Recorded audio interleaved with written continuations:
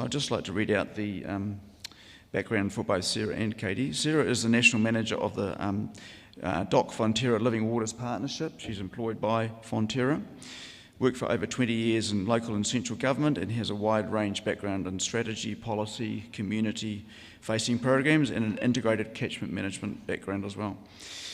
Katie is a freshwater ecologist at the Department of Conservation and the science lead of the DOC Fonterra Living Waters Partnership. So I'd like to invite them forward to present their paper.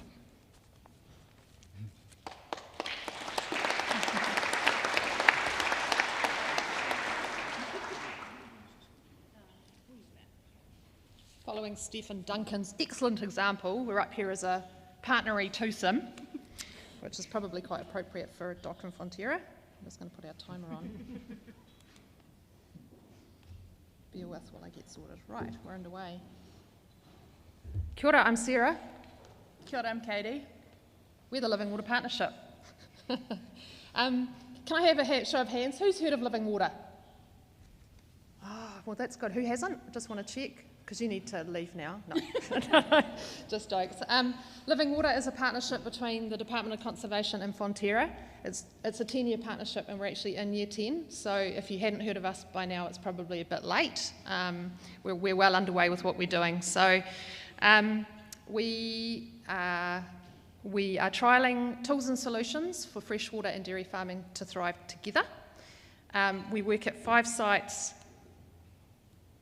We'll keep up. We work at 5 catchments around the country, and they were selected because they were obviously significant dairying regions.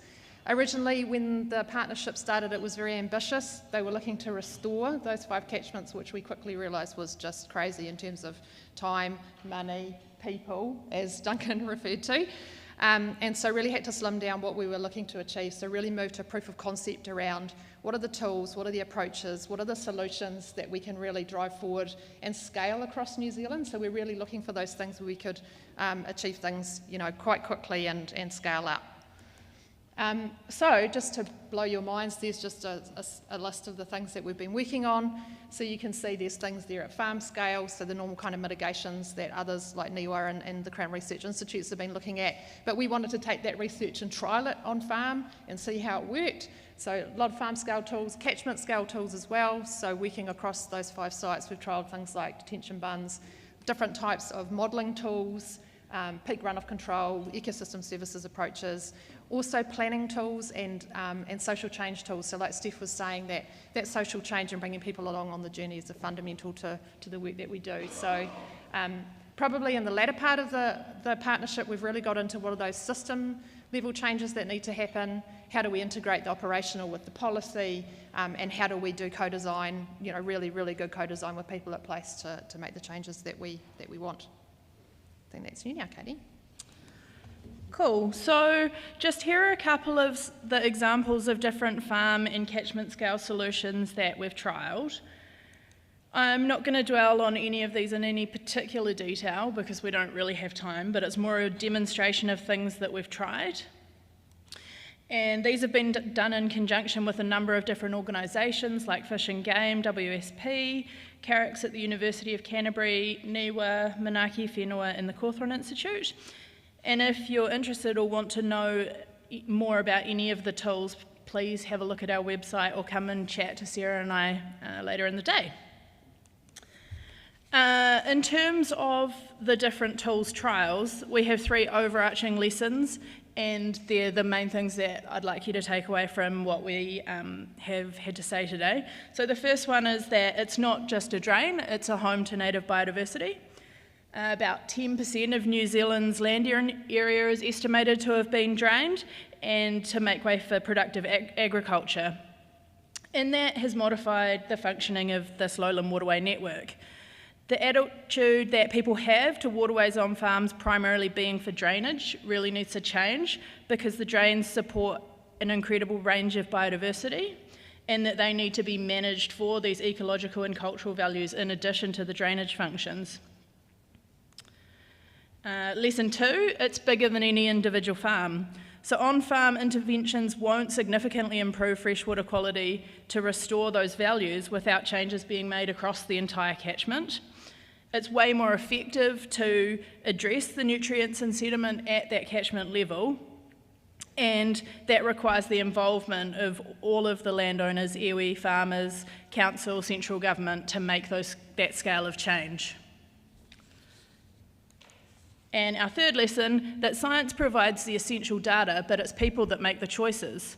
So the science provides an adequate snapshot of the present, but it can't always explain what's happened in the past.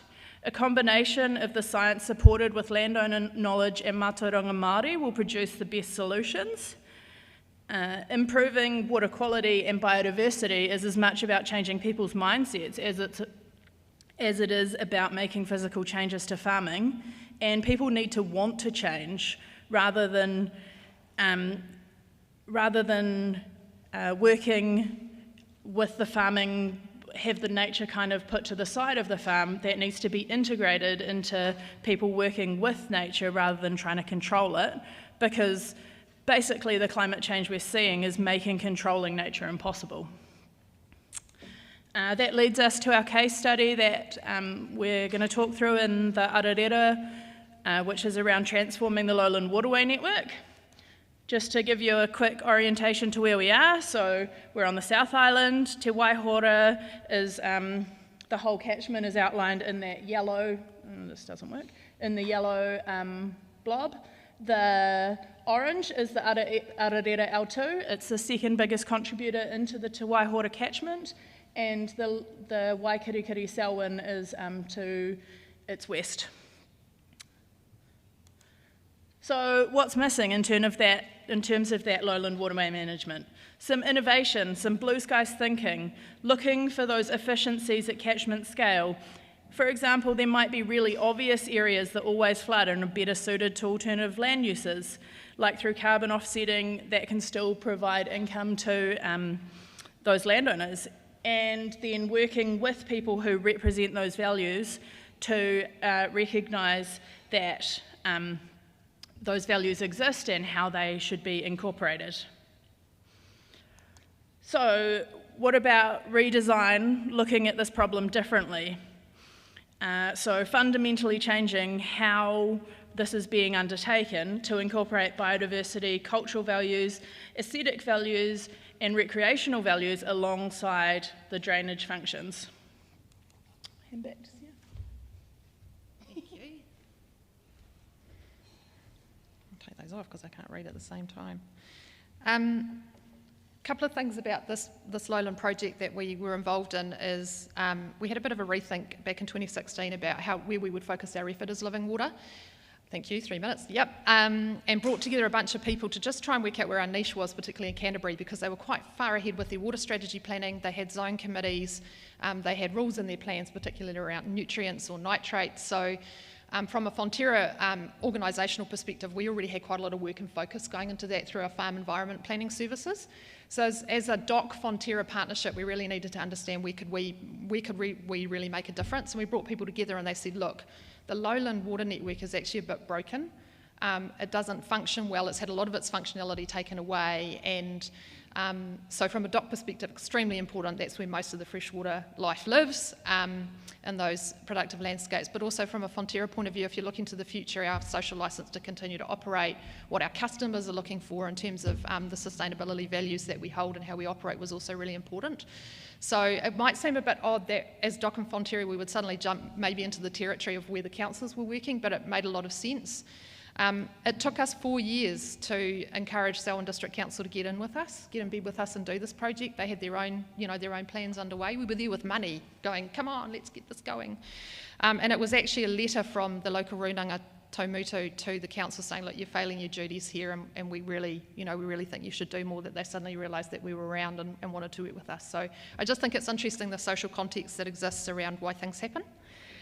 So what we did was we established a technical team of consultants that was Aqualink, Cawthorne and EOS, and then developed a co-design team. So we worked with ECAN, Selwyn District Council, Te Taumutu Runanga, ourselves, and also the L2 Drainage Committee, which is basically the farmers that operate in the area. and brought them together as a co-design team. And we actually had a social coach. So this is someone who's a social science specialist, and he sat beside us and just coached us through all the social aspects of doing the work, which I highly recommend. I'm happy to talk more about. We worked to co-design a catchment plan, and it wasn't just a standard catchment management plan, it really was a reimagining approach of if you were to even maybe step back in time and redesign a productive landscape, how would you do it differently? And based on that then, how would you move through a 10, 20, 30, 50 year, 70-year period to actually bring that change across? So.